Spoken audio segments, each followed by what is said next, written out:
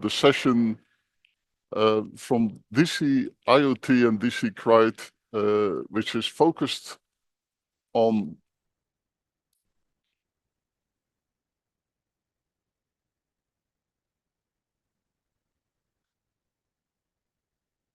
age-aware IoT and better IoT. Can you hear me well in the room? Good. So this session will take us through the landscape of evolving technology and how it relates to how we deal with people socially in age, how we can make sure technology serves the people with a specific focus on age. So there's so many opportunities that make everyday life more convenient, safer, and more efficient. But there's also threats that come with that, and we want to get the best out of it. This is why dynamic coalitions throughout the year explore how to develop good practice in the best possible way and address risks such as unwanted data processing, provision of information that may be inappropriate or even harmful to individuals, or the initiation of processes that are based on false assumptions. And one of the ways to counter these risks is by categorizing the users. If the devices in the surroundings can categorize users, the Internet of Things can adequately adapt according to the needs and the specific measures to serve that user. So this is why Jutta and I discussed coming together with the two dynamic coalitions and focus on how this will look like. A little bit on the reasons for the DC IoT on CRITE. Can you share that, Jutta? Yes, of course I can share that, and you gave me the perfect segue to that when you mentioned evolving technologies, because at the Dynamic Coalition on Children's Rights, we are talking about the evolving capacities of children, which is one of the general principles of the UN Convention of the Rights of the Child. And I do think both Dynamic Coalitions started their work very early in the process of the Internet Governance from Children's Rights, then was called the Dynamic Coalition on Child Online Safety. And that started in 27. I do think IoT started the same year as well. 28. 28. So very long-standing collaboration between these two dynamic coalitions in a certain way. And several years later, when the General Comment number 25 came out, which is dedicated to children's rights in the online environment, we renamed the Dynamic Coalition to Children's Rights, or CREED, like Martin has already said. And we we found some similarities in the work that we are doing, and also in the objectives that we want to achieve, because we know that children are the early adopters of new technology, of emerging technologies, and that's always the case where we have to look whether their rights are ensured and whether they can benefit from these technologies. And IoT is one area that is very important, that can help people, that can help children to benefit from digital environment. And that's, having said that, I hand over to you, Martin, again. Thank you so much. So basically the DC IoT 2008, Hyderabad was the first time, has been talking over time. So how can IoT serve people? What global good guidelines, which should be a good global good practice guidelines, should be adopted by people around the world, because this technology is from around the world and is used everywhere. So like the Internet of Things doesn't stop at the border. Very practically, because products come from all over the world, but also because, for instance, the more mobile IoT devices, like in cars, in planes, or what you're carrying with you when you travel, crosses borders all the time as well.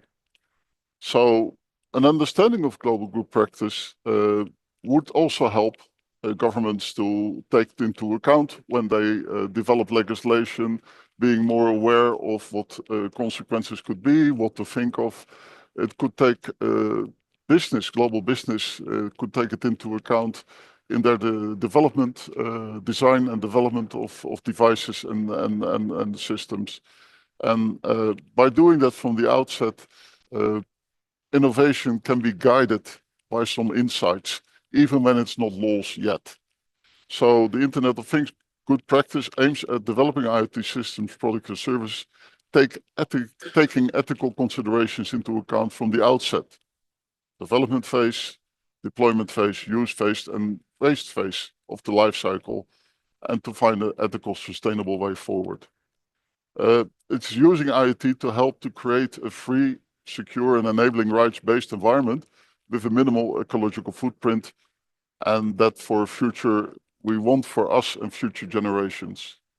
And when we talk about an internet we want in which IoT, as we want, is to be developed, it's crucial that we really get that clear what that means for us, and that we do take action to make something happen there. Because otherwise, still remembering very much what Vint Cerf, the chair of the high-level panel, said last year in Kobe. If we don't make the internet we want, we may get the internet we deserve, and we may not like that. So with that, I really look forward to discussions today, for which we have a number of excellent speakers in the room and online. And we will talk first about the data governance aspects that underline this. Then we go into labeling and certification of IoT devices, as that helps in transparency of these devices and what they can do, and empowers users to be more informed and in their choices. Every session so far, I think I've heard the word AI, so let me be the first one to mention it here. Of course, it has a fundamental impact of how IoT environments work, and also how selections can be made to adapt that to abilities of people. And then last but not least, in all this, the kind of horizontal layer is, how do we develop capacity? Because IoT may be developed all over the world, but to apply it locally, you need to have local knowledge. So where does that come together? How can we work on that? I'm very, very happy to have also Sabrina here to talk more about that. So with that, I'd love to give the word to Jonathan Cave, who's a senior teaching fellow, who used to be a senior teaching fellow at economics in the University of Warwick, and a Turing fellow at the Alan Turing Institute, well known for its work on ethics in the digital space. And he was also a former economist member of the British Regulatory Policy Committee. Jonathan, can you dive in onto the data governance aspect and why this is so important and what we need to do about it? You will be followed by Sonia. Yes, thank you, Martin, and thank you everyone for showing up. This is a very important topic, and I'm going to largely limit these first remarks to matters dealing with data.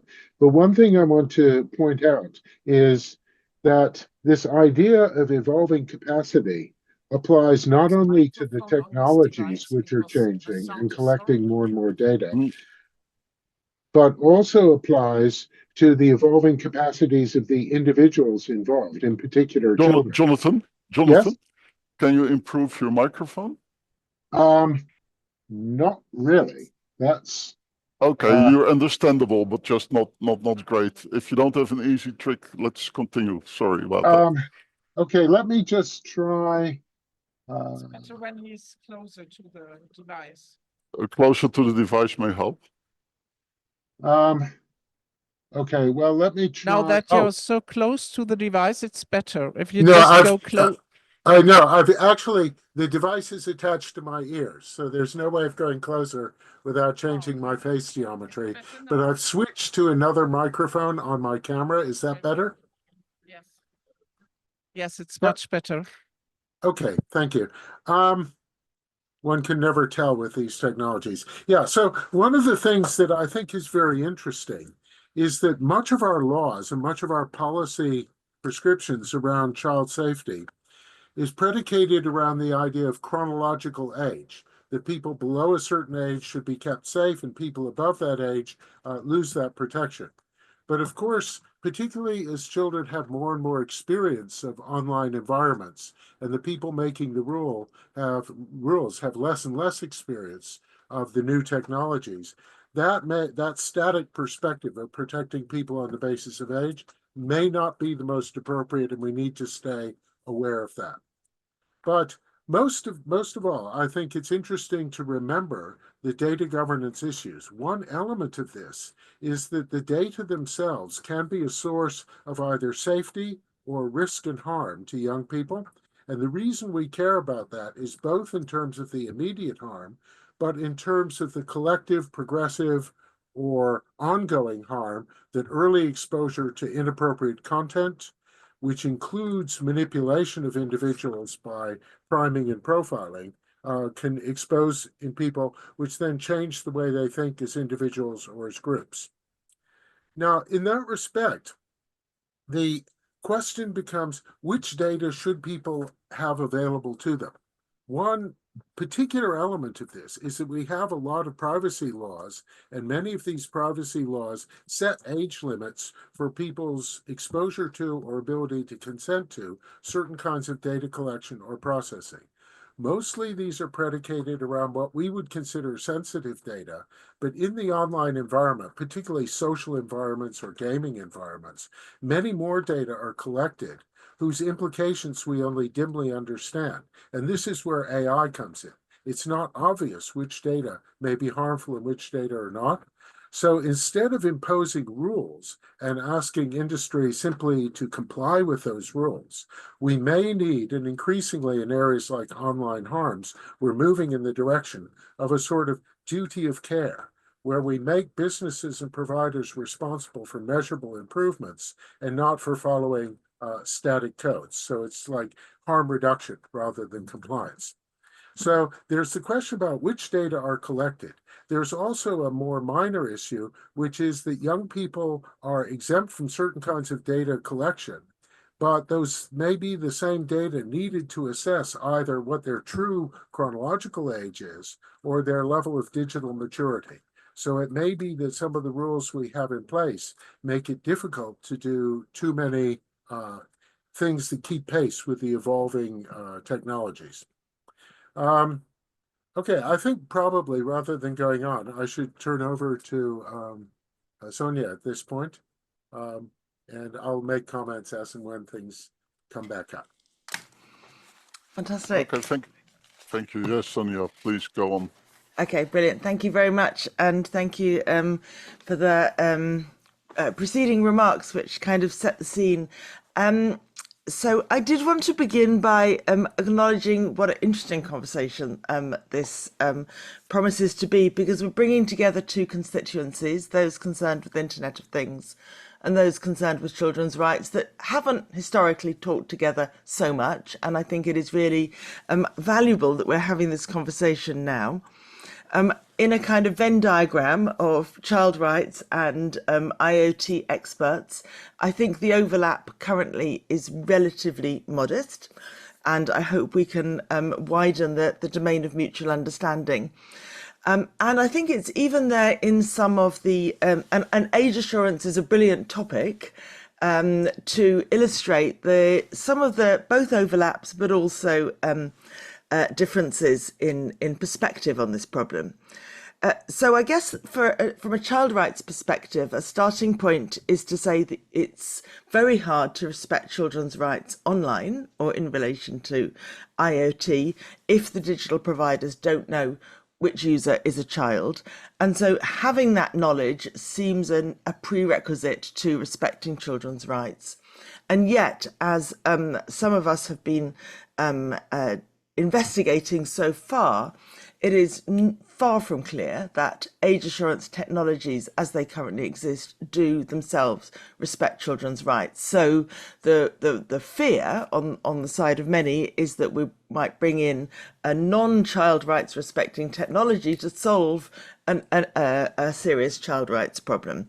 So and I think this is amplified, this challenge in relation to the Internet of Things, because now we're talking about technologies that are embedded, that are ambient, and that the users may not even know are operating or collecting their data, processing, enabling their opportunities, but also introducing risks.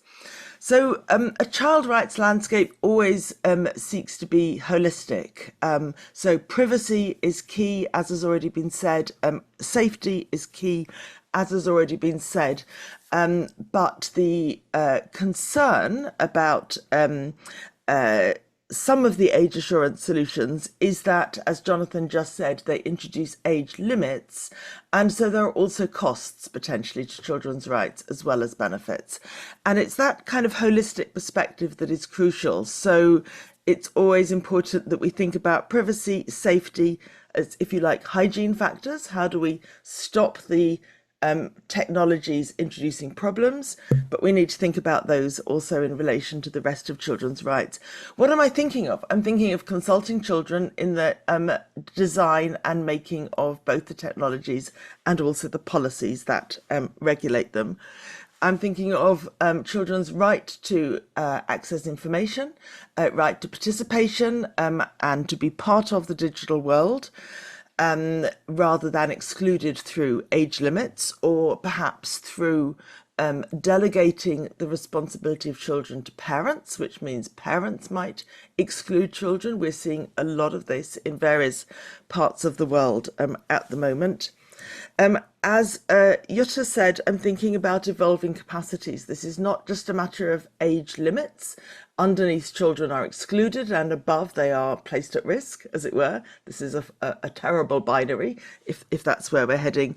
But we're also thinking about age-appropriate provision for children who are users or may be impacted by technology. They may not be the named user, they may not be signed up to the profile or signed up to the service or paying for the service, but they may be in the room, in the car, in the street, in the workplace, in the school. You know, they may be impacted by the technology. And I'm thinking also about best interests, that overall the balance should always be in the child's best interests. That's what every state in the world, except America, has signed up to when it ratified the convention. And I'm thinking of child-friendly remedy. So that when something goes wrong, children themselves, not necessarily through adults, have access to remedy.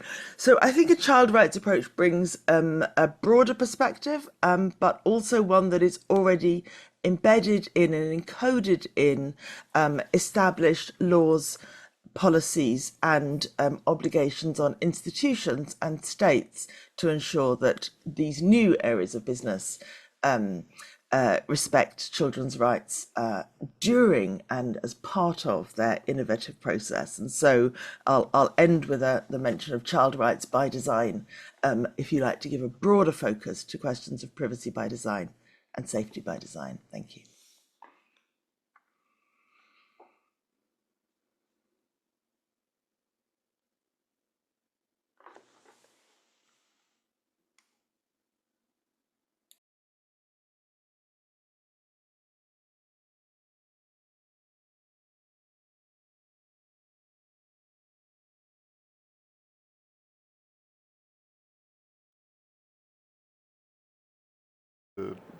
Response also appreciated your point about the need to include youth already in design phases of devices, even if they're not obviously directed at youth alone.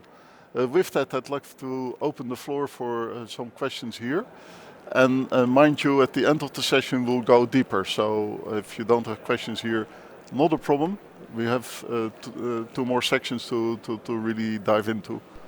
Any questions for now in the room? Comments there? I see no in the chat. My camera is disabled by the host.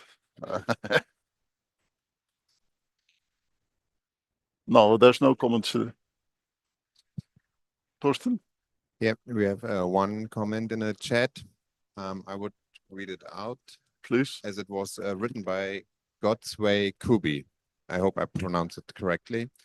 And Godsway Kubi wrote, 2 ways age-aware IoT can contribute to a better IoT ecosystem for children is by prioritizing privacy and safety in devices designed for children, such as smart toys and learning tools, and using age-appropriate interfaces and content filters to enhance usability and safety.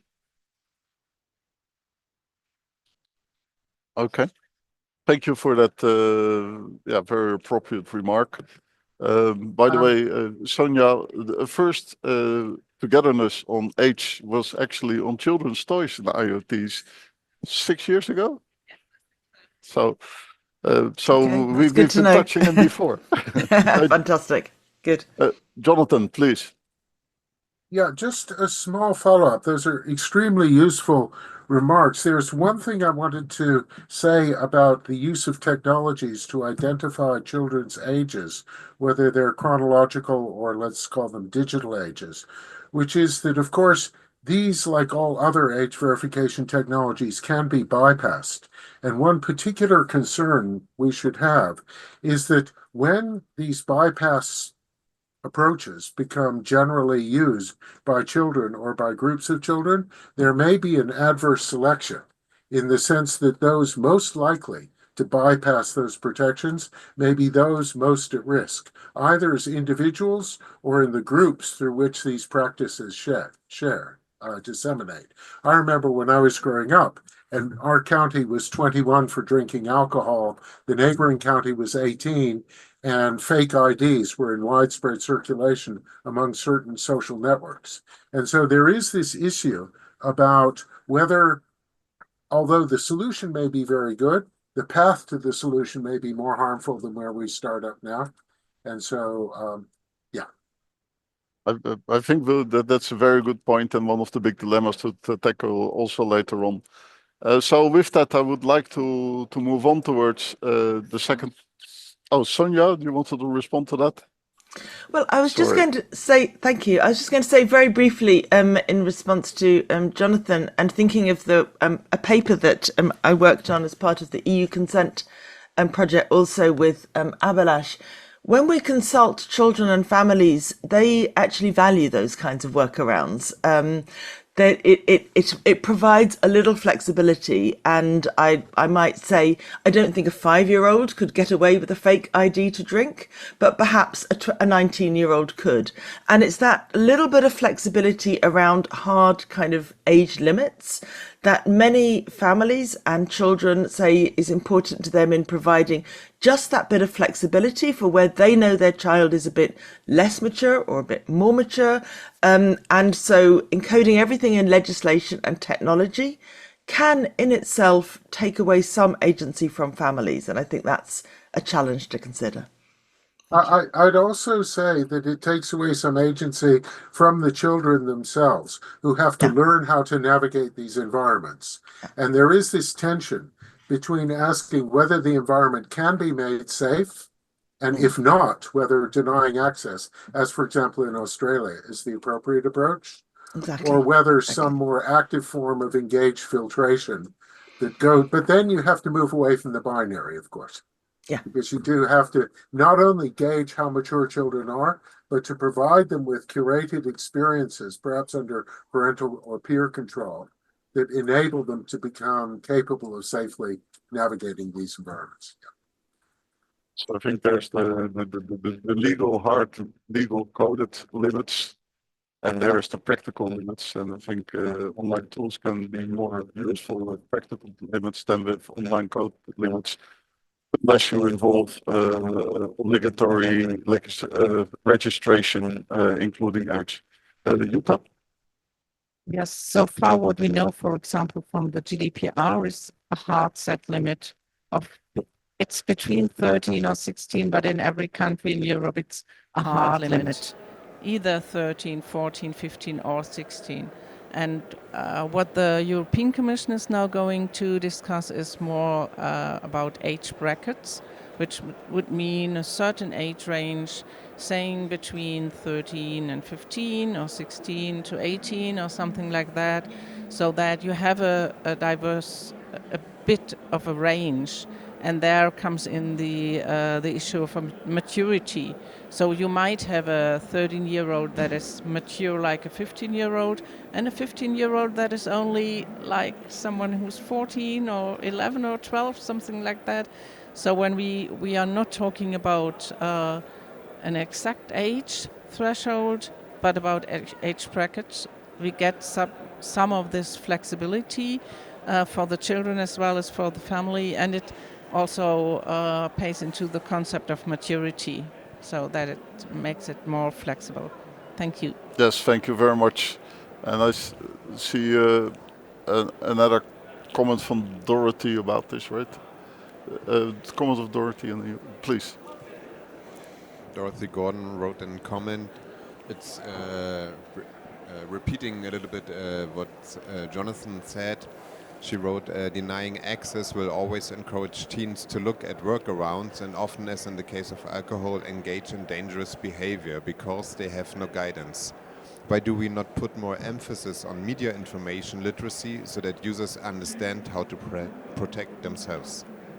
Yes, thanks for that. And also the brackets come into that as well. Please. Yeah, so I want to speak on the point what Jutta made in terms of the maturity ratings. I think so we are also talking about one section of children over here who are able, and we try to put them into the bar of 13 to 16 because when we talk about maturity rating, when we talk about the maturity of children, for autistic children it might differ because 13 and a mature child will be different than an able child over there. So looking into all aspects of children over there is equally important over here, that when we're defining age on the accessibility of technology for children, what category of children that we're talking about, because it might just differ as per the point that their sense of understanding about technology and also their sense of understanding about using the technology. Yes, thanks. And it was Pratishta Aurora. If you speak, please raise your hand. She will be speaking shortly on AI as well. Thank you for that. So how can we help to help ensure that parents, children, environments know how IoT devices can serve them?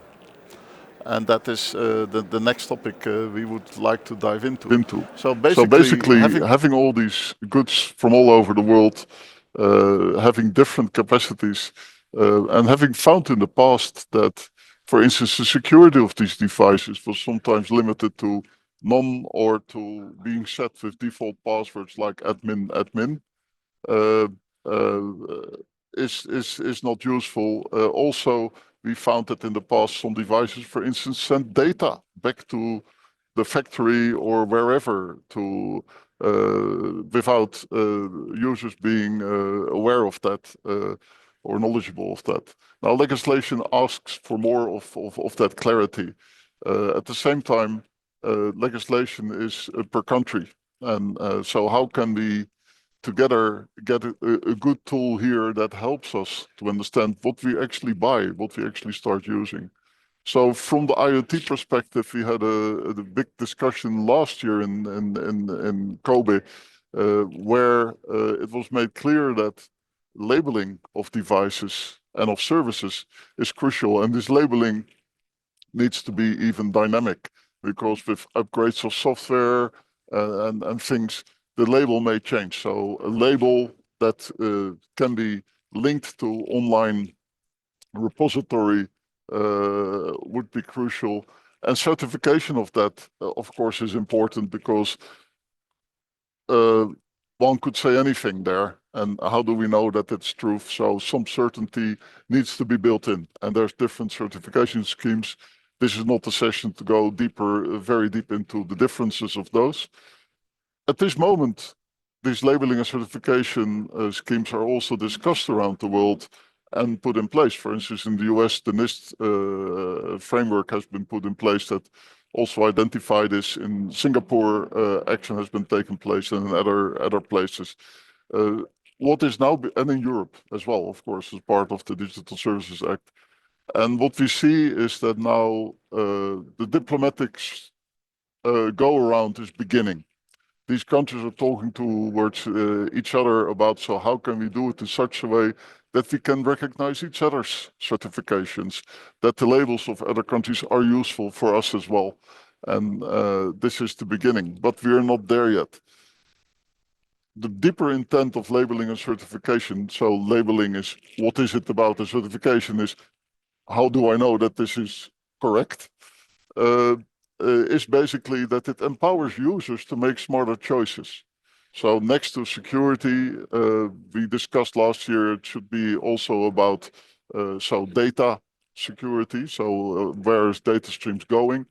And I think what came up over the years since is more and more emphasis also, so how much energy does it use, like IEEE is already doing for electronic devices.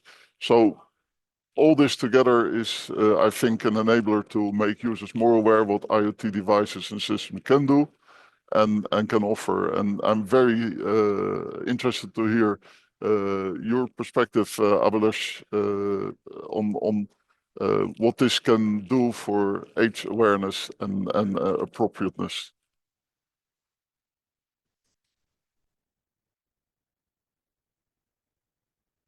Thank you. I want to talk a little bit about why age assurance matters from a legal perspective as a starting point. We've had laws for a very long time that require some form of age assurance for various content, services, and sale of goods online. And some of these laws have explicit requirements of age verification or age assurance. Some of them are implied. But in practice, there is very little out there.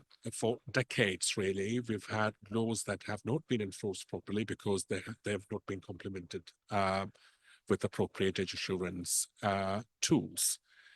And the notable exception for that is probably online gambling, where the law seems to have worked in some jurisdictions. At least the UK is a good example under the Gambling Commission.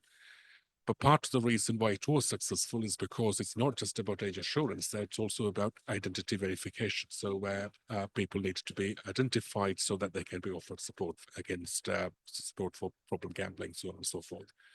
For almost all of the cases, when we looked at the EU consent project that Sonia mentioned earlier, when we looked at all member states in the EU plus the UK, we found that there was very little out there in terms of AV tools, age verification tools, that can actually help implement legislation.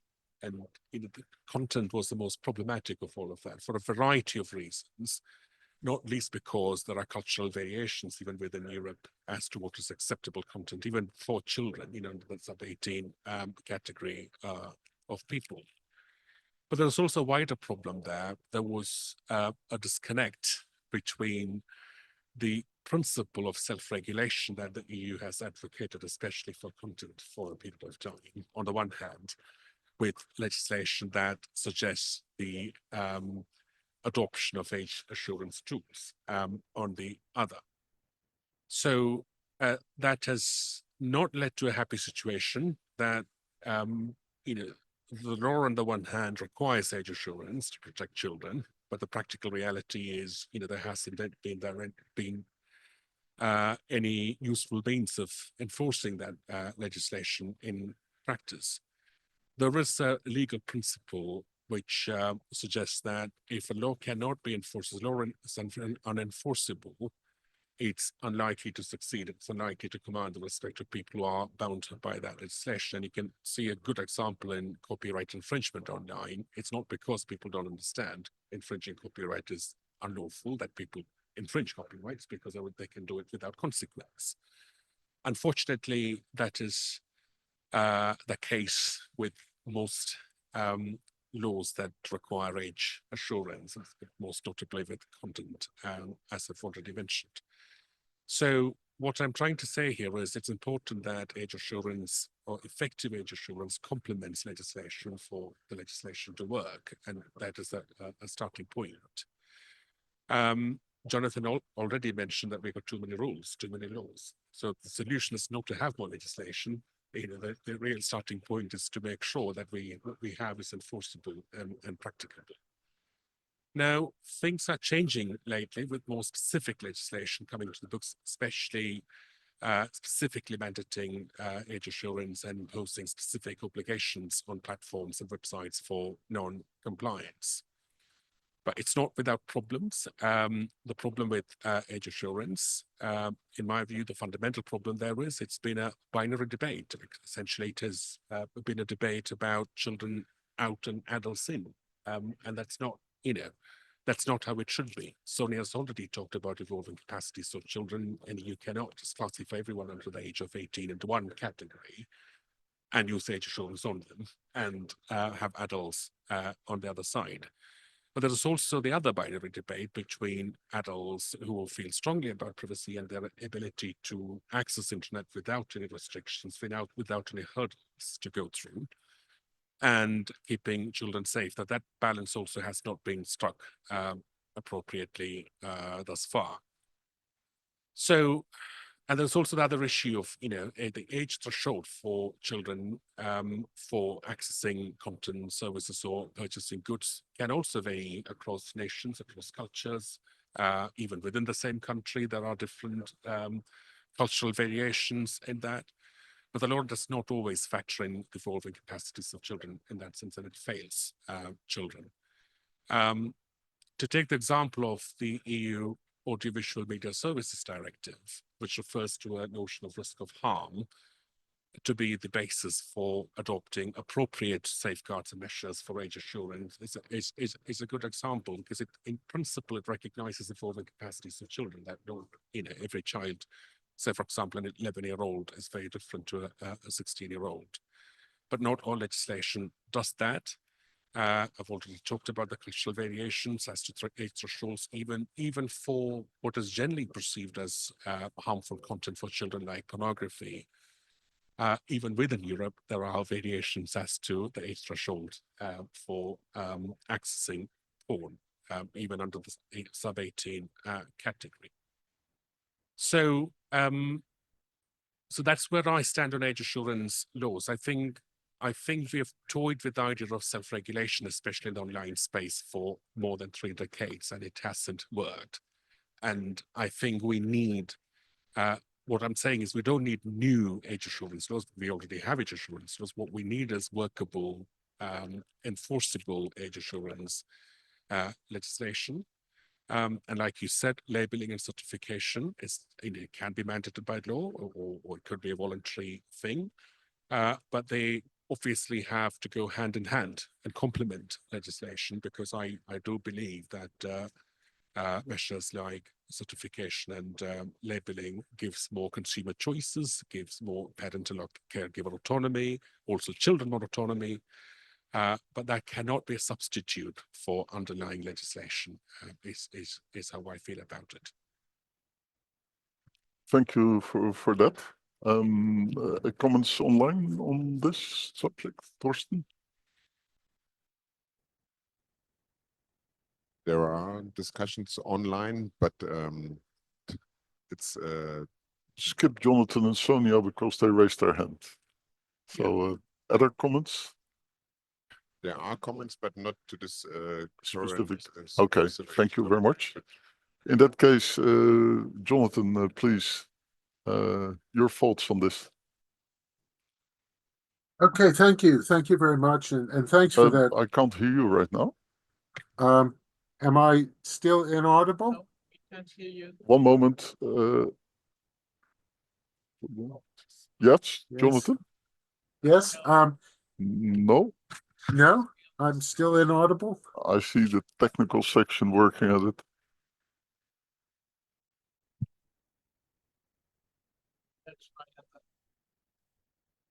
Yeah, it will be the same issue for her because it's settings here in the room.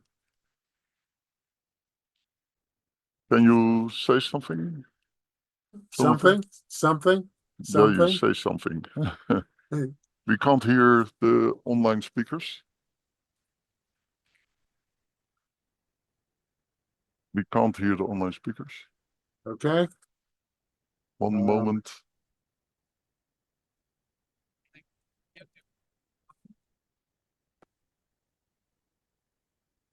is Yes? Yeah? yes, Yes? we can hear you now. You're back. Right. Okay, I'll be very brief because of the technical delays. I think one of the things that we learned with age verification in relation to pornography is that the very existence of the single market or the global use of these technologies makes it very difficult to sustain differences. Even attempts to tackle the problem by regulating payment platforms because you couldn't regulate content users on the platforms sort of failed because the content was coming from outside the jurisdiction. And the fact that it was banned within the jurisdiction merely increased the profitability or the price of external supplies of this kind of potentially harmful content. Another thing is that I completely agree that some mixture of self and co-regulation and formal regulation backed by a concept of a duty of care or harm-based regulation or principles-based regulation, something more ex ante, is required to keep pace, not just with the evolution of technology and people's understanding, but with how it reacts to existing let's say, bans and protections and regulations. And the final point was to say that we should probably also be aware of the fact that certification schemes and other forms of high-profile regulation can convey a false sense of security, but by the same token, it may be the case that some of the harms against which we regulate are harms which are no longer truly harmful because people have evolved away from the point where they're vulnerable to them. And in that case, in that sense, I just point out that in relation to disinformation, misinformation, and malinformation, there's evidence that a lot of the younger generations, Gen Alpha, Gen Z in particular, are less vulnerable to these harms than their unrestricted, unregulated adult counterparts. And so that it may be that some of the harms we worry about cease to be harms or are no longer appropriate to be tackled by legal means. Okay, those are my comments. Thank you for that, Jonathan. Sonia, please. Thank you. I wanted to acknowledge the conversation in the Zoom chat for the meeting, identifying the range of stakeholders involved. And so, of course, and maybe, we should have said at the very beginning that in facing this new challenge of age assurance in relation to IoT, a whole host of actors are crucial. They play a role, and there are difficult questions of balance, which will vary by culture. So yes, we need to empower children and make sure that these services are child friendly. They speak to them. They're understandable by them. We need to address parents. We need to address educators and involve media literacy initiatives in exactly this domain. But I wanted to make 2 points there. And one is in that we can only educate people, the public, in school and so forth, insofar as the technologies are legible, insofar as people can reasonably be expected to understand and learn what are the harms, where the harms might come from, and then what are the levers, what are the kind of available resources for the public, the users, to address those. And we're not there yet. And so on the question of balance, I think the spotlight for IoT is rightly on the industry and on the role of the state, as Abhilash said, in bringing legislation. And on that point, we've been doing some work trying to make the idea of child rights by design real and actionable. We've been doing some work with the industry, the stakeholder group that is kind of most active and innovative in this space. And so I just want to open up the black box of industry a little bit. And because what we're finding is that from the CEO through the legal department to the marketing department, the design department, the developers, the engineers, all the different professionals and all the different experts that make up the development of a technology, for the most part, most are not aware of the child user who may or may not be at the end of the process. Most of them have a different kind of user in mind, which is often an individual, not a family, that might share passwords and share technologies, and by and large is a relatively invulnerable or resilient user rather than one with a range of vulnerabilities, including children that we've thought about. So I think let's break up this, look into this notion of the industry and think about where our ethical principles, our duty of care, our legal requirements and our child rights expectations, where will they land within a company, whether it's a small startup that is completely hard pressed and just trying to get into the App Store and has no idea of these, all the way through to an enormous company that has, a lot of kind of trust and safety focus at a relatively unheard level in the organization, and a lot of engineers and innovators who are pushing forward without the kind of knowledge and the kind of awareness that we're discussing today. So pointing to industry and governments regulating industry just, opens up the next set of challenges about who and how is to be aware of all of these issues. Very well said, and also an excellent segue towards our next sections, because basically this is about maybe education of the equipment through AI, and for sure the capacity building to parents, children, and environments, to which we will talk in the last session. I'd like to invite Pratishta Arora to initiate explaining the role for AI that you see in this interaction, and after that we'll go to Jonathan Cave. Thank you. Yes, thank you for that. I think so the impact of AI is kind of, putting a lot of emphasis on children and their engagement on the devices. In terms of impact, I see both the positive and the negative. In terms of positive, because it's also a learning platform for many children who are maybe slow developers, watching through videos and learning and um, uh, learning and building their own capacities is a good platform for them. But on the contrary, when I talk about technology and the advancement of it and the impact on children, that is also laying a big challenge for them, in terms of that children are being given all the rights to use that device without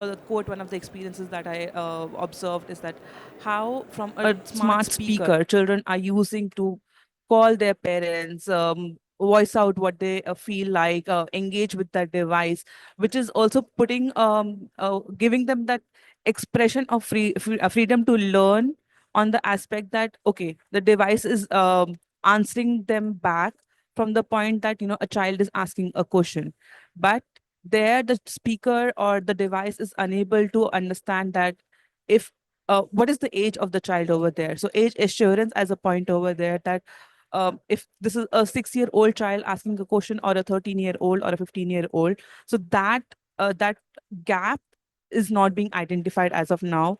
Where I feel that these technological advancements is playing a very big role. I On the point that how it is leading to a negative impact is that there is over dependence on these technological tools as well, because for every small thing that we are going up to the technology, we are going up to the device and asking um, a problem to solve that problem, and that is also leading to somewhere the development of the skills, in terms of the physical development of a child, the mental development of a child as well, because we are totally dependent upon what the device is responding to as. In terms of standards, I feel that we need to have more defined standards where children have access to devices, and where the engagement of parents have a big role in terms of what Abhilash also talked about from the legislative point, and also from the point that we need to have other stakeholders involved from the industry perspective, that they follow these rules when any device is being designed from a child perspective, because developers, like what Sonia mentioned, that developers are not able to figure out that this device has been designed from a child's perspective. So that thought to be ingrained to the point that any technology which is being designed needs to be child friendly, as we are advancing with technology now. Of course, reinforcing on the point again and again that safety by design is a key concept, and in the coming in the future of technology, we look into that point that all these aspects are taken into consideration, that any child and every child is looked upon, irrespective of the age, irrespective of their own skills and their own learning capabilities as well. Um, so coming from India, I have experienced a varied range of observations of how technology is being used by children, and also how it is misleading them in terms of their own developments and the engagement in the online spaces as well. While it is in the space of online gaming, or it is in the space of social media interactions, because somewhere or the other, the Internet of Things or the devices, when we see that there is a development on one aspect with technology, there is the flip side of it on the misuse of technology. So we need to keep the right checks and balances. I think that's what has been coming again and again in the conversation as well, that we need to have the right checks and balances over there. Uh, Also, because Internet of Things is quite an alien term when we talk about it in India. It's sad, but yes, we need to, somewhere or the other, we need to also break down this concept of Internet of Things to people, to simplify the understanding of what exactly it means. Like when we talk about trust and safety, it is again an alien term. Somewhere we are advancing with the technology in the technological tools only with certain sector of people who are involved into this whole game of designing and developing tools. But for the larger, or for the masses, it is still an alien concept what Internet of Things is, how the standards needs to be defined. That is why I think that's the missing gap when we talk about child friendly or safety by design as a concept. Also now, because somewhere or the other, technology has been knocking everybody's door. So as a smart device, or a device in terms of a phone is in everybody's house, but in terms of having other gadgets is again more about what section of the society can afford it to engage. But larger is more about the difference in the economic backgrounds of the families, that it is more with the privileged section that they are encountering this problem and challenge about devices, the engagement over there, while the phone, a smartphone, is in everybody's house. I feel there, this is also global attention, that that a phone device which is in a capacity that any child can use, because has been an emphasis about that we need to have more child locked devices as well. So I think I'll stop there, and with the last point, that how data governance is playing a very big role over there, because whenever you're setting up any device and you're giving out the data, you're also ending up giving your child's data, right? So there, what is the governance about data, the privacy aspect of children's data over there? Okay, thank you very much. Some good points made. Jonathan, I will leave the floor to you. Okay, thank you, and thank you for that discussion. I just have a few points that I think maybe slightly broader points I'd like to introduce. I'm an educator. One of the things that AI does is that it not only facilitates education and children's development in the ways that we normally understood it, but it also preempts or distorts it. It has an influence on the way people think. One of the aspects of this is that the AI devices that children learn the children use learn about the child, but in the process, they also, as it were, to program the child, and they teach the child. Now, one of the things they teach them is to rely on the system for certain kinds of things. All of us have, to an extent, outsourced our memory to our AI devices, and we will ask for things that in the past we would have thought about. When a child searches for information online or asks a question, in the past, they would have had to read a book, for example. They would have read things that they weren't specifically looking for, and they would have to think about them to develop an answer to the question. If the AI gets very good at simply answering the question that was asked, the educational aspect of that is somewhat lost, and the nature of the dependence of the child on the device becomes, in a certain sense, deeper. The child becomes an interface that sets the device in motion. Now, this is something we have to deal with. We might say what we need to do is to prevent it. But my students say to me, with respect to the use of AI to write essays and so on, that it is a transferable skill, that the world into which they will grow will make use of these technologies. And to learn how to use the technologies may be more important than learning to use the technologies to do the things that we used to ask them to do.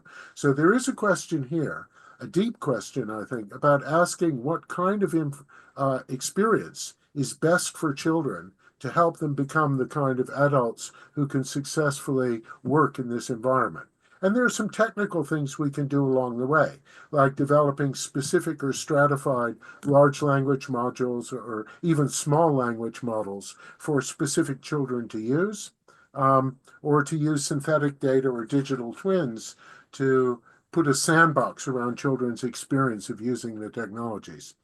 But I think that the general lesson is that these technologies used in this way to serve people, that if they're oriented towards solving past problems, and developers often tend to do that, they need to be required to think into the future about the consequences of what it is that they're doing. And that requires a continuous conversation involving children, developers, parents, and the rest of society that doesn't just stop when the device is released into use. And a final point on games. It's certainly true that games, particularly immersive online games, have a kind of reality or salience to a person that is even greater than the salience of real experience. It can cut through to the way in which we think in ways that normal mediated human-to-human contact doesn't always do that. We know that from neuroscience experiments as well as normal experience, which suggests that these games could be used actually to help people navigate this new world, to promote ethical development instead of sort of attenuating ethical and moral sensitivities among children.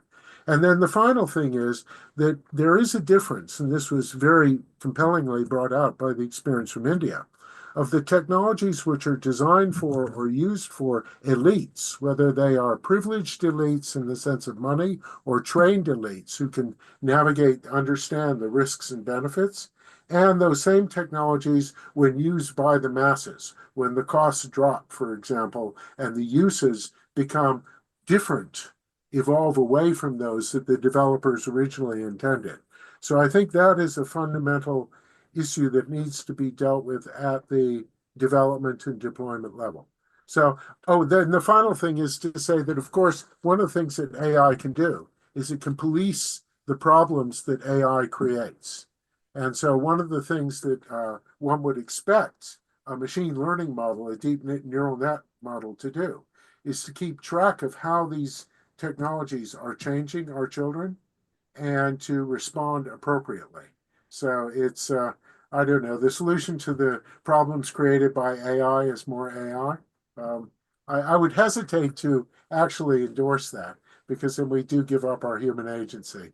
But those were sort of my concluding thoughts on AI in this respect. Thank you very much for that. Yeah, that play that is ongoing and is forming us with a clear call for being aware of dependency that may grow with AI. The safety for design by kids from the outset, right? By design. Yeah, the warning for the but- digital divide and the human agency warning, like we may want to keep that in some way or another.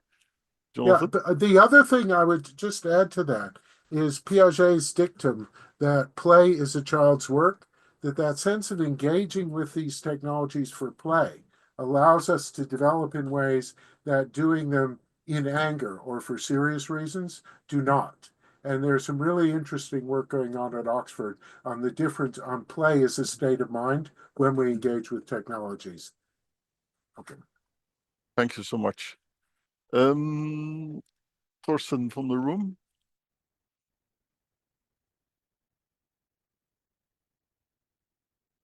No comment to the current block, but there was a discussion or an hint that it's not only necessary that children understand how IoT works, what's the functionality behind it, but also parents must know how it works and how it could influence their children. But maybe that's an aspect we can add to the next block too. Yes, we'll come back to that in the end, because it's not only about children and parents, but also the environment, like teachers, babysitters, but also social environment. So we'll take that back to the end. Jutta, you want? Other specific questions on the AI impact. I mean, it's clear, right? We're all learning. We're learning with AI, we're learning from AI, but also AI is learning while we do it. And let's make sure that it learns it in the right ways, taking into account the values that we share around the world. And that may be not all values that you've been getting from your parents, but some values are shared, like the inclusiveness, the recognition and valuing of diversity, and human agency is and privacy. I think these are some of the clear examples of values that we share. And for new tools, new developments to be taken into account is one thing. Let's also keep in our mind, so what with all the old stuff that is already out there, and evolve that. Now on standards, we heard about legislation, we heard about industry practice, and in a way, if we look to, for instance, safety for electronic shocks, we got the IEEE standards. It's global standards. For internet standards, we got the IETF standards that set certain rules, but they are voluntary, but they're industry standards and they're adopted and at least agreed and discussed around the world. And more of this is likely to come. Jutta, please. Yes, if I may come in, since you got back to the standards, I was considering that Abeles was saying labeling certification schemes should be mandated by law. That would be the first step to go further with IoT when we have that mandatory certification scheme or labeling. But then it also needs to go into the to be accepted. And one example that we know for about 20 years now is Section 508 that at that time demanded or obliged the US States administration to have accessibility as a precondition in procurement. So from that time on, any product that was bought by administration in the United States needed to be accessible for people with disabilities. And that only caused the whole process of having a broad range of products that were certified to be accessible. And also it brought the prices down. The products got affordable because the administration was obliged to only buy those products that are accessible.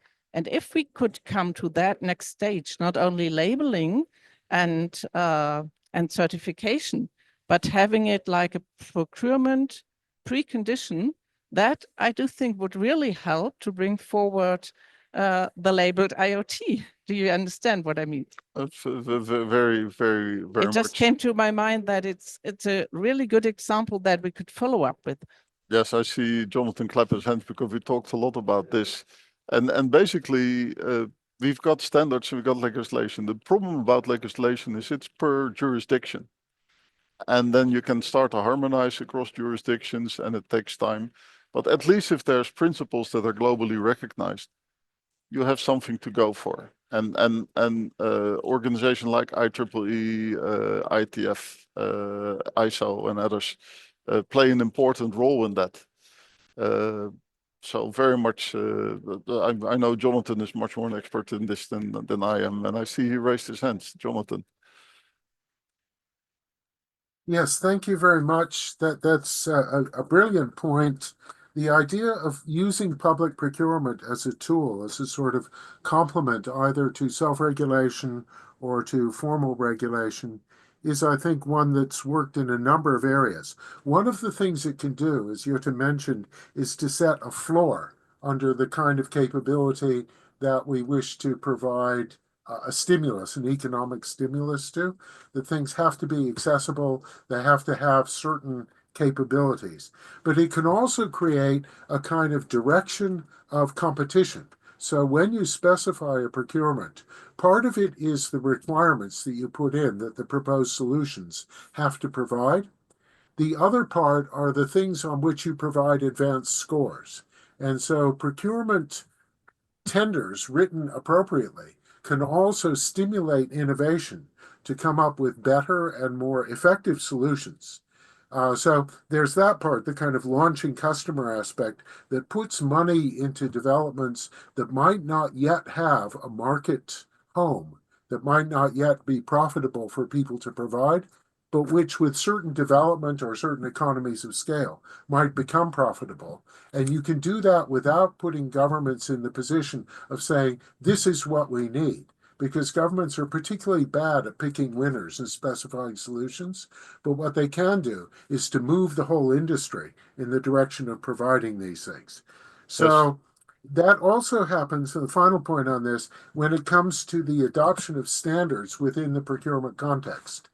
European standards, although not developed by the EU, are often incorporated into public procurement tenders, with the idea being that you have to show compliance with the standard or equivalent performance. And that introduces into this market-based alternative to regulation something which looks like an outcome-based or principles-based criterion as to what's acceptable and what isn't. So in other words, you either have to do the thing which is there in the code, you have to comply, or better still, you have to show that you can do better. And if you do that, you harness the innovation of industry and indeed give the customers some say in the matter, and not just a negotiation or a procurement officer within a government bureaucracy. Thanks for So that. I think it's really profitable. Yes, no, a clear example on that is that, for instance, for internet security, there are standards that back up the flaws in the current system, like DNSSEC, like RPKI. These are standards that can be adopted by service.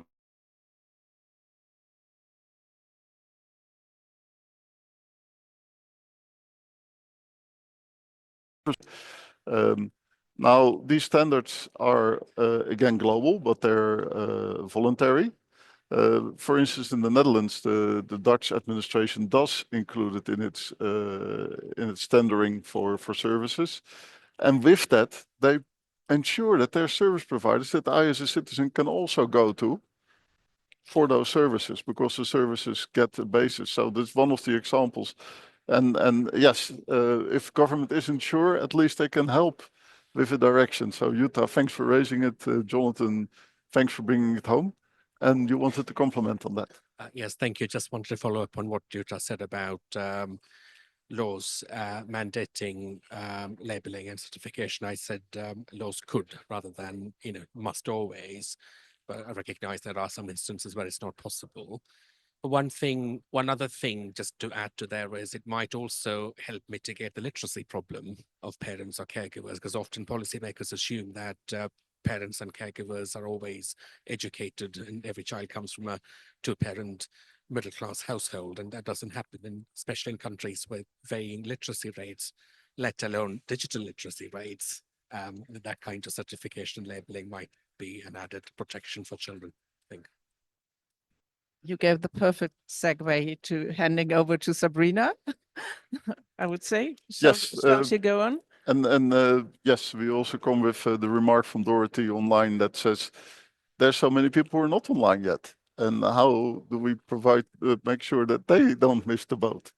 So with the focus on well, after what we can have technology do and develop with AI and standards, in the end it's about the people, and how can we make sure that people use it well? Sabrina, please.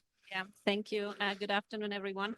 I kept quiet for the moment because I think it makes sense for me to come in at the very end just to complement on the various aspects that have been mentioned already, and also how we can indeed build this bridge of the information and the knowledge we have to the end users, which are, of course, in primary children and young people, but not exclusively, also parents, caregivers, teachers, but also not to forget other stakeholders, the policymakers in the industry. I want to come in with a concrete example representing the Better Internet for Kids initiative, which is funded by the European Commission under the Digital Europe program. The initiative aims to create a safer and more empowering online environment for children and young people.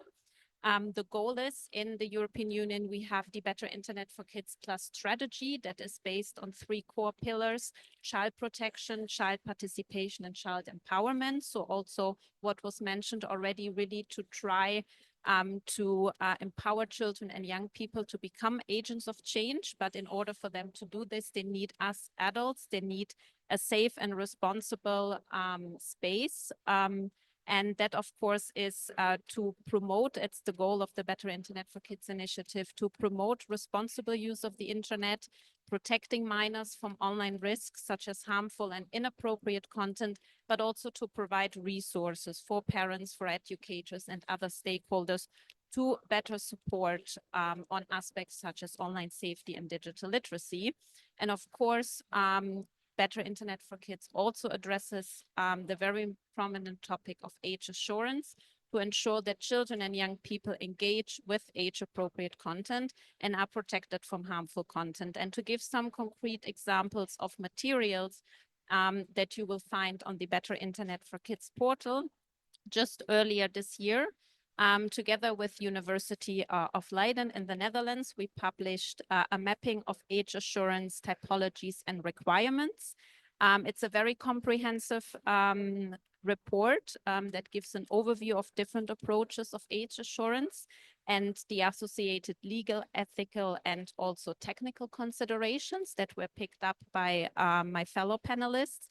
And just to scratch on some key areas, first of all, a diverse approach to age assurance. Really the approach of there is no one size fits all solution. The crucial importance of privacy and data protection concerns that were also already highlighted by Jonathan, and the balance and act of effectiveness and also user experience. As said, this is a very comprehensive research report, and similar to what was already mentioned with existing laws and policies, we need to ensure that this knowledge, this information is translated in user-friendly guidance. So we also transmit this expertise and the knowledge we have to educators, to parents that are really, really crucial in this process.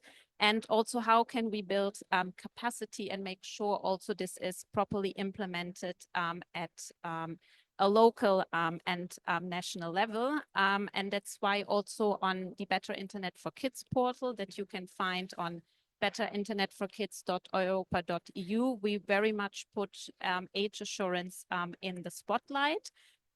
Specifically focusing on 2 stakeholder groups.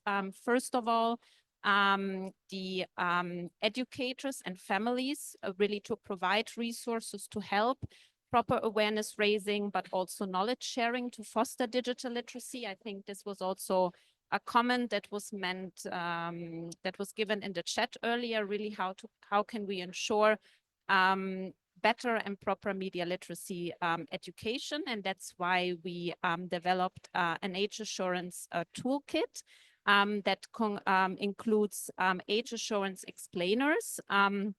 And just to give you some examples of what users can find in the school toolkit, first of all, explaining what is age assurance in the first place. And I think it was also mentioned, other examples were given before. Age assurance might be a typology or a term that is not so accessible for many people. That's why we also in this toolkit provide concrete examples of when age assurance comes into place and why is it so important and how it actually can protect children. I think that's also important for carers and parents to understand why is this topic so important, how can it protect my child. And in addition to this, so this is a resource, and as I said, I have a printed copy here, so you can see it's a much lighter report. We also designed this together with children and young people. That's also what we really try to do in most of the work we're doing, to work on these resources also together with the end users, because ultimately it's for them. So it's also very important to involve them in this process. And I think it's always very eye-opening, because I think we are very much used to certain terminologies that is quite self-explanatory for us, but for some people, it is not so accessible. So that's also important to really follow this co-creation process. And then on the other hand, and Sonia touched up on the group already, on the black box of the industry, of course, the Better Internet for Kids initiative, we really try to bridge the conversation and also have industry and policymakers around the table when we discuss certain topics. So on the website, we also have resources aimed at digital services providers to check their own compliance. And this has been done in the form of a self-assessment tool manual and questionnaire that we also developed together with University of Leiden in the Netherlands. And really the aim is here for the service provider to critically reflect on their services and how these may intersect with the protection of children and young people. But what is important here to note is, of course, that it only provides guidance. So it's not a legal compliance mechanism. And here again, and it was mentioned also before, it's not a one size fits all. When we talk about online service providers, we talked about the gaming sector, social media, search engines. So I think we also need to acknowledge there the diversity.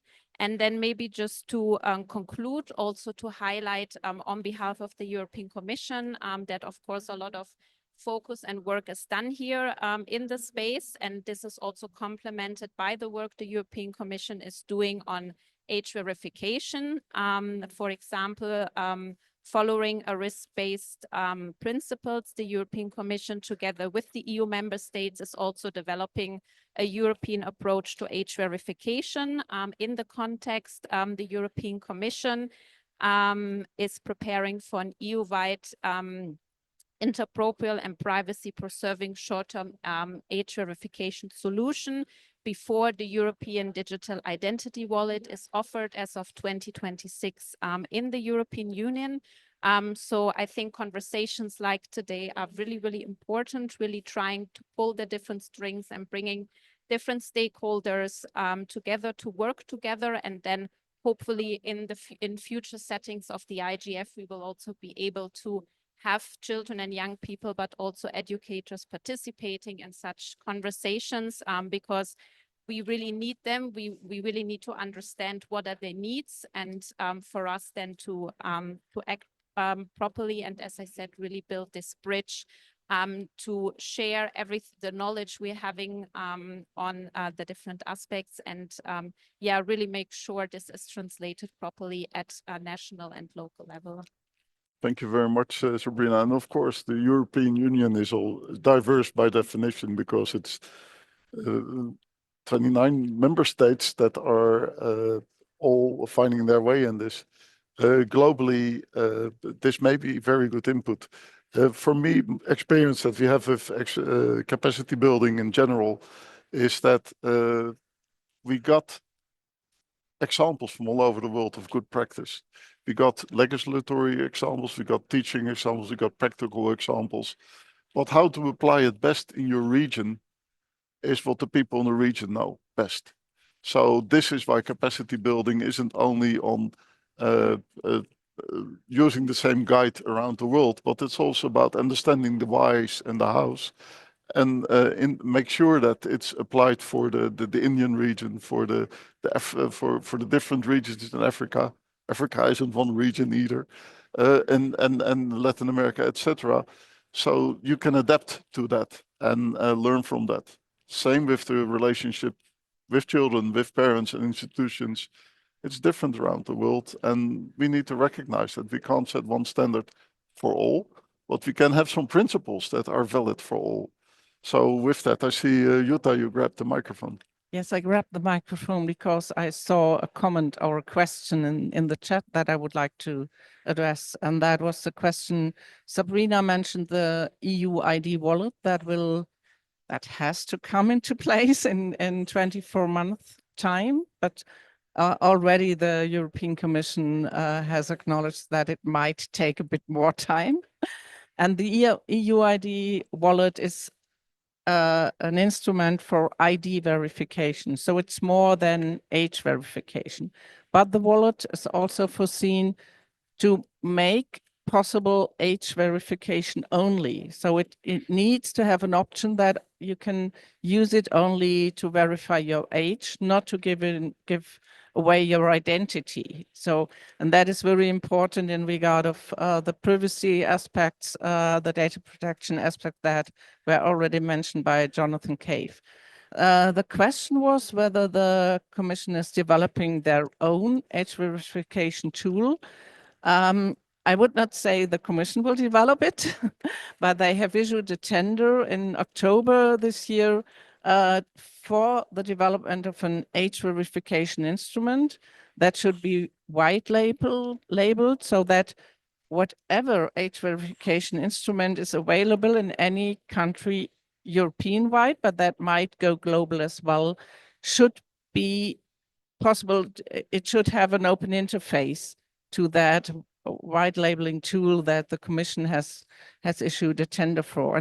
And they did so because they gave really priority to age assurance, and they would not wait these 24 months for the EU ID wallet to come. So that also shows how important and how topical the thing is that we are talking about here. Age awareness is very topical, not only for the Commission. We've heard several sessions talking about that already here at the Internet Governance Forum, and we are pretty sure that train is put on rails, I would say. Yes, thank you very much for that. So with that, I think we've had a pretty good cycle, and I'd like to ask people also in the Zoom room if you have any final questions, or here in the room, if you have any final questions, raise it, and then we'll do a final round.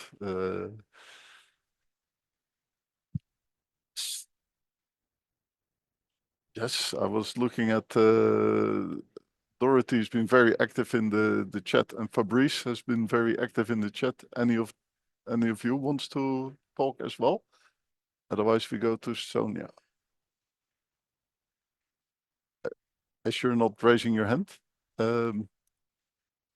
Sonia, please. Thank you. I just wanted to make a point that hasn't been made, and perhaps is a political point. I'm very struck by how much the industry innovates in relation to complex and challenging technologies, and then it introduces them into the marketplace. We're seeing this with AI now. Suddenly it pops up in all of our search and our social media in ways that were not necessarily asked for. And the same, of course, will happen with IoT. And then the worthy groups like us sit around and say, parents must do this, educators must do that. Of course, we want them to, but this is a major shift of innovation in commerce, placing an obligation on ordinary people and on the public sector. And it is, you know, I think this is why the conversations about regulation, certification, standards and obligations on industry are really so crucial, because otherwise the burden of making a profit on one side really does fall on those who are already extremely hard pressed. So let's keep up the pressure on the industry without in any way undermining the argument that, of course, media literacy and public information and awareness are crucial. Yes, thank you very much for that. Of course, regulatory innovation is also a point that is happening. We see it in the approaches within Europe. I'm European too, where the European Commission, for instance, with the AI Act, without immediately going to regulate, first invites the industry to come with, so what should we talk about? What should we regulate? How should good practice look like? And regulation doesn't only need to be from the countries, but it can also be from industry and self-regulation. But Jonathan, yes, Yeah, please. Oh, you know even more. I learned this from Jonathan. So please, Jonathan. I just wanted to applaud Sonia's point, really, because a lot of these things in this whole kind of discussion, there is a transfer of responsibility from industry, well, from the developers of the tech part of the industry to the service providers and the comms providers and the others who are already regulated, and from them to us. And to a certain extent, society is being used as a kind of beta tester or alpha tester for these technologies. They're spat out, and the ones that succeed, succeed, and the ones that don't. Maybe they grow a regulatory structure around them to make them more robust. But the irreversible changes that take place will nonetheless have taken place and cannot be undone, even if we later come to regret them. And so some element of A, precautionary principle, and B, an appropriate placement of responsibility should be important. And when I say appropriate placement, these things are uncertain. So where responsibility lies should be some mixture of being able to understand the uncertainties, being able to do something about them, and being able, in particular financially and politically, to survive the disruption involved in getting from where we are now to a solution that we can not only live with, but can sort of accept and understand. And I think simply provide and protect or responding to industry by shoring up the crash barriers and so on encourages industry to take less and less responsibility for the consequences of what it is that they do, or to define them in narrower and narrower and more technocratic terms, and to say, this is safe because in lab tests, it works out safely. We saw this with medicine. This is why real-world evidence in the use of drugs is so important. They may survive a randomized clinical trial, but put them in the real world and they don't work like that. So there needs to be some way of joining this up so that industry at all levels, people and government are partners in something and not people sitting on a predefined responsibility. So anyway, I think that was a great point, Sonia. Thanks for making it political as it may have been. Thank you very much for that. We got the lady. Can you introduce yourself in the room? Thank you. And thank you for a very interesting session, which I unfortunately came a little late to. But nevertheless, I'm picking up on a few of What is those your name, points. My please? name's Helen Mason. I'm from Child Helpline International in the Netherlands. We work in 132 countries to provide child helpline services 24/7 to children and young people via a variety of channels. And I think 2 points really. I would say that we must include civil society and the first line responders in these kinds of discussions, because when things go wrong, they're the people that are actually talking to children and young people and dealing with reports of harms that have happened online. And building the capacity of those frontline responders is absolutely crucial in being able to respond adequately and report and know where to report to have proper alliances and referral protocols with law enforcement, for example, with regulators. So our work at Child Helpline International is really advancing this particular aspect to make sure that all of our members are well equipped to respond to all kinds of incidences that might occur online. And we have much data that shows an increase, for example, in areas like extortion, children and young people not knowing where they should report. Is there a crime committed? What should they do next? Should they delete the evidence, etc.? And so having those frontline responders, capacitated to be able to respond adequately is really vital for us. One more point I wanted to make as well is that the data that is generated by the child helplines themselves as a result of the conversations they have with children and young people is really a unique resource. So I would really encourage all stakeholders to have a look at that information that we collect. It's around prevalence, it's around help-seeking behavior, it's around trends around gender, for example, but also the case material we have has a lot of information about the actual experiences of children and young people. Of course, this is all done very safely and anonymized, and working together with people like Sonia, we can really use this information to feed back into policy. And I'd really encourage all of the stakeholders to take a look at the information that we're publishing online. Thank you. Thank you so much for your remark. With that, please. Thank you. Thanks for those comments. Very useful indeed. Thank you. I just wanted to follow up on what Sonia said about corporate liability or imposing obligations on the industry. We discussed this at a different panel yesterday. I wasn't on the panel, but there was discussions here about to what extent should that liability extend and who should be held accountable for. Should it just be financial penalties, or should executives be sent to prison for gross negligence and other lack of action?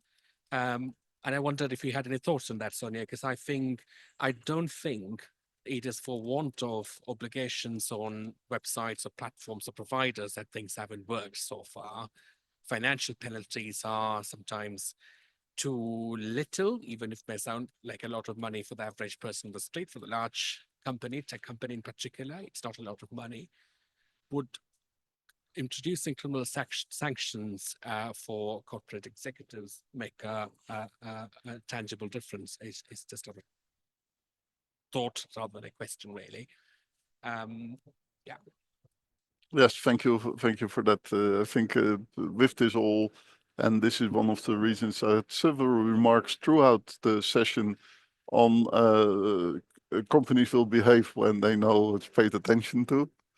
I think I dare to hope, I'm an optimist, that some companies really care and do it from the outset. And I know there are companies who do.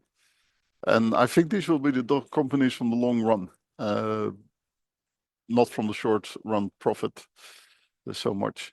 But accountability in that is key. What to be accountable for is the thing that we need to be clearer on. We're not going to mandate from this little group what a parent may or may not say to his child, what an industry may or may not put on the market, what a child may or may not do. But we can help by making clear what are good practice standards, what to be taken into account, and the capacity development around the world is important in that. We discussed from early on that, well, if you protect children by not allowing them to use any of it, at some point they will be allowed to use, and then we dived in the dip. And this is the same problem we see, for instance, with internet access in Africa. The biggest challenge in Africa is to get online. But as soon as you're online, you're in trouble and have a lot of opportunities. So you need to be aware before that. Same is true for children. Capacity development is also for all stakeholders, legislators, administrations, let's companies. I mean, also for another example, there is what in Europe is called the Corporate Sustainability Reporting Directive. It's to make companies aware of the ecological footprint of what they do. And with that, move slowly towards more responsible behavior. This is something that here should be an obvious thing too. Third thing, last but not least, of course, there is legislation. You cannot harm children. Let's make sure that's understood what that means in the context of the new digital world as well. And last but not least, of course, it's also the ability to act is something that need to be brought in, and that need to be brought in together in reasonable ways. So this is from the IoT perspective, also a very important part of how you deal with things, appropriate use for users, etc. But I really appreciate it to, again, after a couple of years, work together with Jutta and you all on something where this comes together, because in the end, technology is also for the people, and to serve the people is what I and my colleague Jonathan tend to believe. Go to Jutta and then to Jonathan and Sonia for the last word, and Musa. Okay, and you're still last.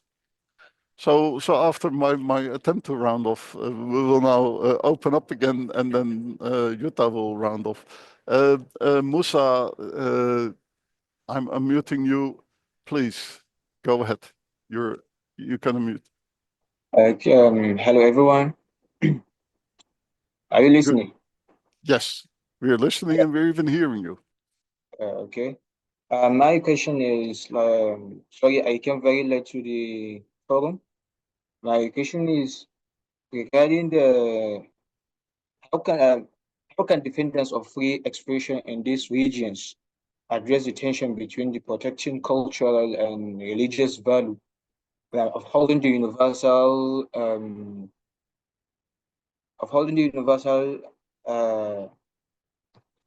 holding, holding the universal rights and to free speech, particularly in deeply conservative societies.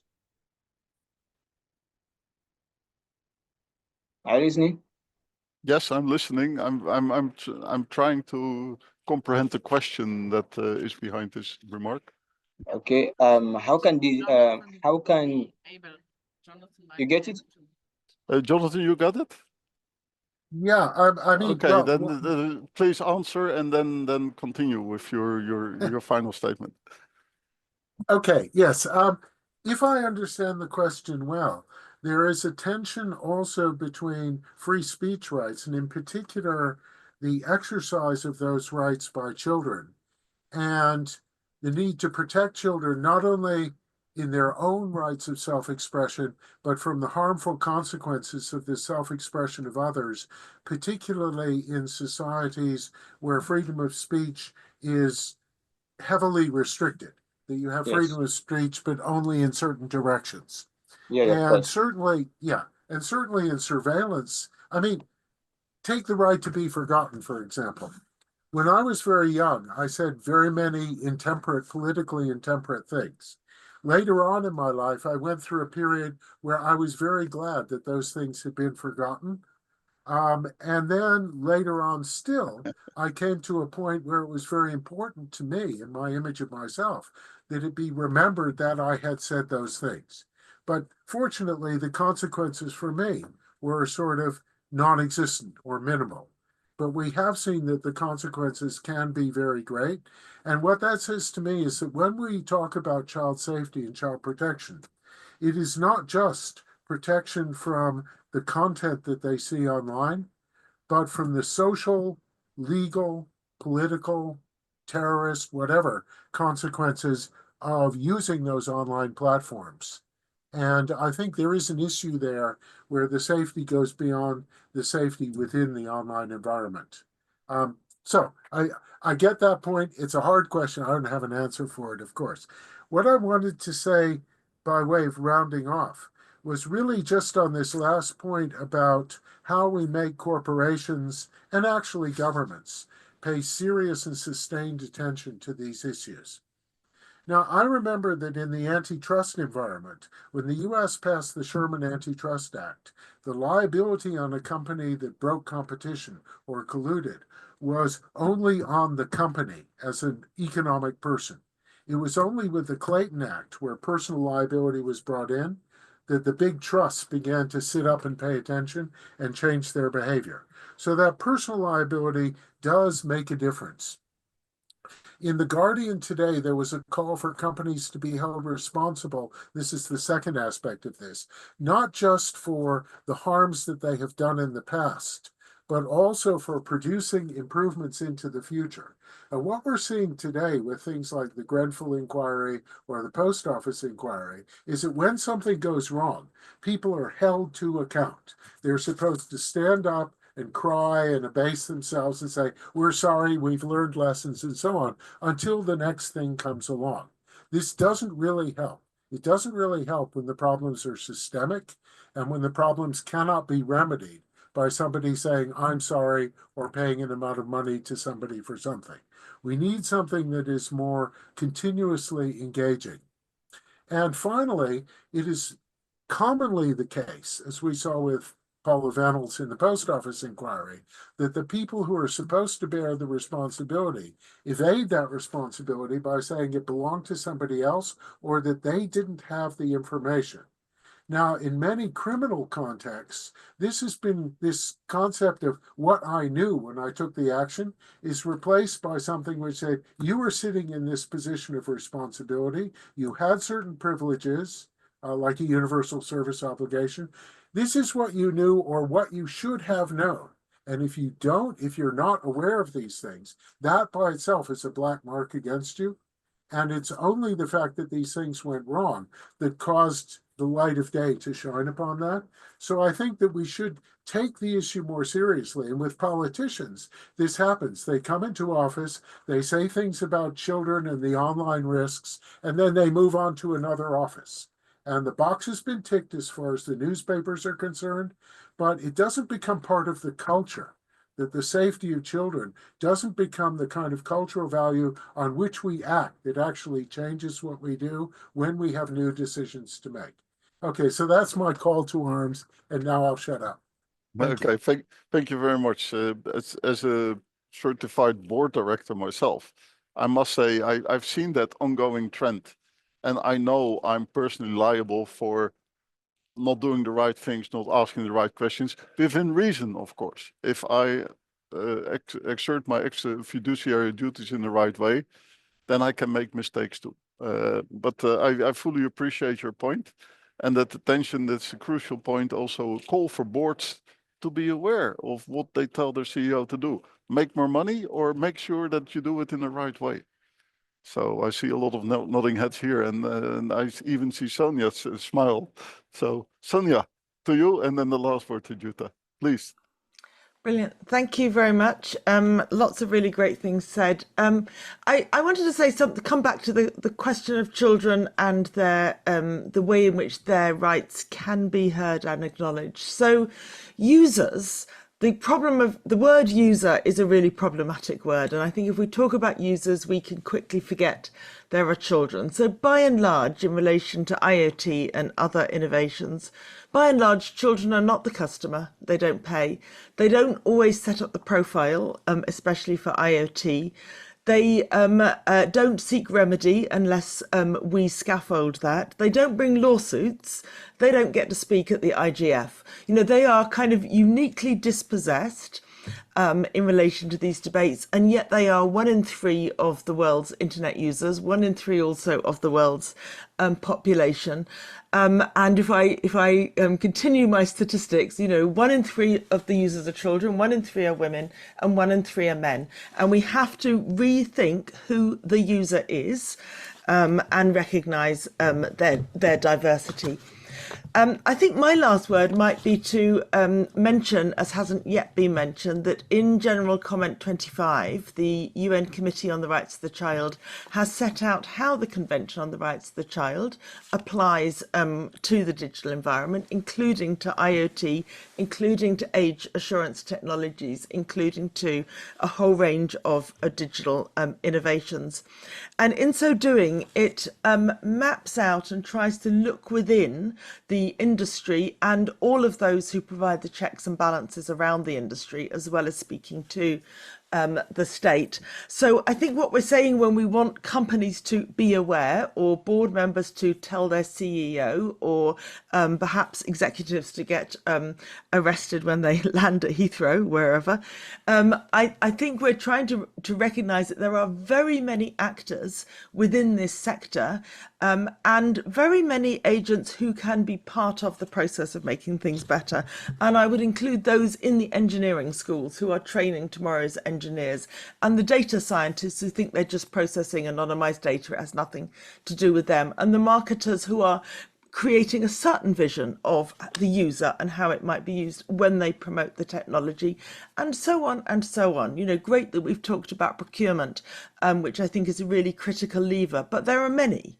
And so I would like the next session at the IGF, if I may be so bold on this topic, to include representation and the voices of children and young people in the room. And to begin with a more disaggregated vision, both of children, but also of the actors who are shaping this technology of the future. Thank you. Thank you for very beautifully said. Thank you for giving me the last word. I don't think I need to do any more wrapping up because everything has already been said. Just to put really emphasis on what Sonia said at the beginning, that children are being impacted by Internet of Things, even though they might not be the users as we understand users so far. But if developers have that in mind, I do think that is very important. And to reflect on Jonathan saying what he was saying about the politicians, I just need to mention that yesterday we had, for the first time ever in 19 years of internet governance, the main stage for children's rights. We only have 5 high-level sessions set by the United Nations, and one of these 5 sessions was set for children's rights in the digital environment. So awareness is raised. We have come a long way, and we have a long way to go. But still, these are steps that are milestones, I do think, and people will remember that, and we will bring it forward to Norway next year. Thank you so much for being here, for listening, and for taking part. Thank you. Yes, thank you very much. I just want to applaud this too. Thank you so much, everybody, for attending and for contributing in any way, shape, or form. And really appreciate the session, not only as a DC IoT person, but also as a father and even a grandfather. So see you around.